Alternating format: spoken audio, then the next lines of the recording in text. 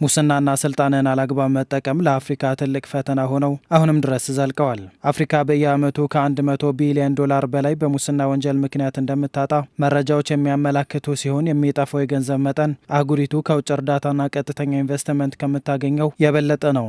ይህም ማህበራዊና ኢኮኖሚያዊ ልማትን የሚያደናቅፍ ብሎም እንደ ጤና አጠባበቅና ትምህርት ካሉ የህዝብ አገልግሎቶች ተደራሽ እንዳይሆኑ ምክንያት ሆኗል። ደቡብ ሱዳን፣ ሶማሊያና ቻድ በዓለም አቀፍ ደረጃ እጅግ ሙስና ከሚፈጸምባቸው የአፍሪካ ሀገራት መካከል የሚመደቡ ሀገራት ናቸው። ችግሩ በኢትዮጵያም ቢሆን እያሳደረ የሚገኘው ተጽዕኖ ከፍተኛ ሲሆን ይህንን ለመቆጣጠርም አሰራሮች ማዘመን የመሳሰሉ የተለያዩ ማሻሻያዎች በመንግስት ሲደረጉ ቆይተዋል። በዚህም ባለፉት 3 ዓመታት በዋና ከተማው አዲስ አበባ ብቻ ከ12,000 በላይ ሰዎች ከዚሁ ጉዳይ ጋር በተያያዘ ተጠያቂ መደረጋቸውን የከተማዋ የስነ ምግባርና ጸረ ሙስና ኮሚሽን አስታውቋል። ከ12,000 በላይ አመራር አካላትን፣ ፈጻሚዎችን እና ደላሎችን እርምጃ ወስደናል። አመራሩ ከሚወስዱ እርምጃዎች ፖለቲካዊ እርምጃ ይወሰዳል፣ ህጋዊ እርምጃ ይወሰዳል። ወደ ሰራተኛው ጋር ስንል ደግሞ አስተዳደራዊ እርምጃ ይወሰዳል፣ ህጋዊ እርምጃ ይወሰዳል። ነዋሪው ጋር ወይ ደላሎቹ አካባቢ ደግሞ ህጋዊ እርምጃ ተወስዷል። እዚህ ጠቅለል ባለ መንገድ በ3 ዓመት ውስጥ የተወሰደው ከ12,000 በላይ ዜጎች አመራሩን፣ ፈጻሚውንና ነዋሪውን ደላላው ባለው ነዋሪው ሳይሆን ደላላውን ጨምሮ የእርምጃ የተወሰደባቸው ናቸው። በዓለም አቀፍ ደረጃ ለ22ኛ ጊዜ የሚከበረው የሙስና ቀንን አስመልክቶ የአዲስ አበባ ከተማ የስነ ምግባርና ጸረ ሙስና ኮሚሽን ከአዲስ አበባ ኮሚኒኬሽን ቢሮ ጋር በመተባበር የፓናል ውይይት አካሂዷል። በመድረኩ ለሙስናና ብልሹ አሰራሮች ምክንያት የሚሆኑ አሰራሮችን ከመቆጣጠርና ግለሰቦችን ለህግ ከማቅረብ አንጻር በትብብር መስራት እንደሚገባ ተነስቷል። በተለይ ከመንግስት መዋቅር ተሿሚ አካባቢ ኃላፊ ያልሆነው ሰው ክሌም የሚያደርገው የሌብነትን ሀሳብ ሞር ወደ መንግስት ነው። ይህ ስህተት ነው ብዬ ነው የማምነው እኔ።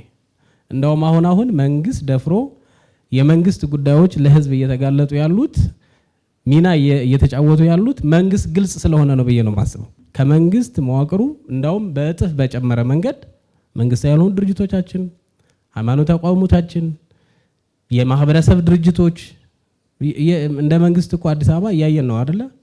በማህበረሰብ የተቋቋሙ ማህበራት በሌብነት ውስጥ ናቸው። የተቋም ፈጻሚ ያልሆነ ደላላ ይሄን አድርግላችኋለሁ፣ ይሄን ፈጽምላችኋለሁ፣ ይሄን አስቀንስላችኋለሁ፣ የተቀጣችሁትን አስቀንስላችኋለሁ እያለ ህብረተሰቡን እያታለለ ሙስና ተግባር የሚፈጽም አለ።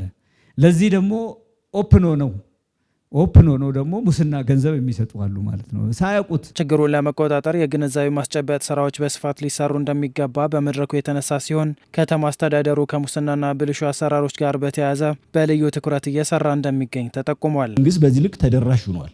በከተማ ደረጃ ብቻ አይደለም፣ በክልል ብቻ አይደለም፣ እስከ ተቋማት ድረስ ተደራሽ ሆኗል። ይህንን ስራ የሚሰራ አደረጃጀት ፈጥሯል፣ የሰው ኃይል ፈጥሯል። ያ ግን አቅም ምን ያህል በየሴክተሩ ያለውን ብልሽት እያጋለጠ ነው? ምን ያህል እየታገለ ነው?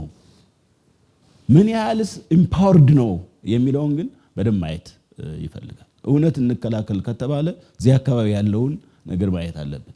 የሚሰወር ነገር የለም። ይሄ አደረጃጀት እዛው ተቋም ነው ያለ ወይ ራሱ ብልሽት ውስጥ አብሮ ካልገባ እዛ በሰራተኛ የሚፈጽመውን እዛ በአመራር የሚፈጽመውን ለማግኘት ይቸገራል ብዬ አላስብም ማለት ነው። አዲስ አበባ ላይ የጸረ ሙስና ኮሚሽን የሚባል እኮ የዛሬ 5 እና ከዛ በፊት አልነበረም። ምን ያክል የአዲስ አበባ ከተማ አስተዳደር በዚህ ነቀርሳ በሆነ በሽታ ላይ ምን አይነት የጠራና ጠንካራ አቋም እንደያዘ ማየት ትችላላችሁ።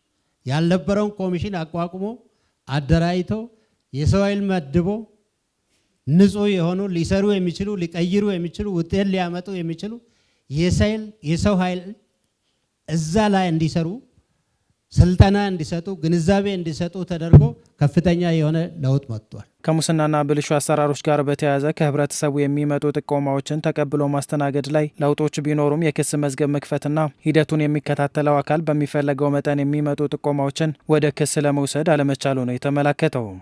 ምርመራና ክስ እኛ ጋር ስለሌለ የመደበኛ ሙስናዎች ፍጥነታቸው በምንፈልገው ልክ እየሄዱ አይደሉም። ዜጎች ጥቆማ ያቀርባሉ።